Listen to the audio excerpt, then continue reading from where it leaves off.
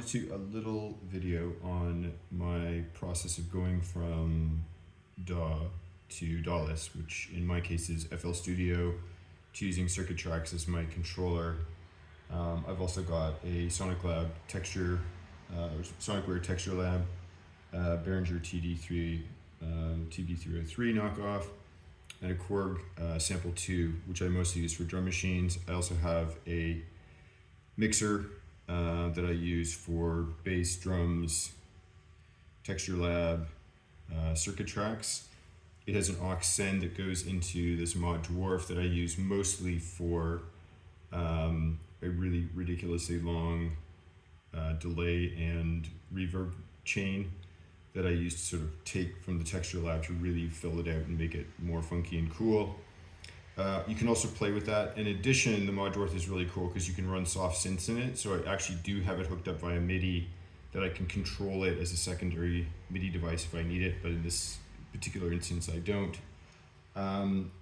So what I do is I compose mostly in FL Studio. I take the components into this, move the samples over that I've used for my drums and various other components, build synth patches that are as close as I can to what I had on in FL Studio. And sometimes that's not possible, so I will actually just sample a chunk of the pad or whatever it happens to be and drop it into either circuit tracks or the sample. I also will take sort of longer chunks of melody that are easier to run than just to play, just simply for ease of use. And that's kind of all there is to it.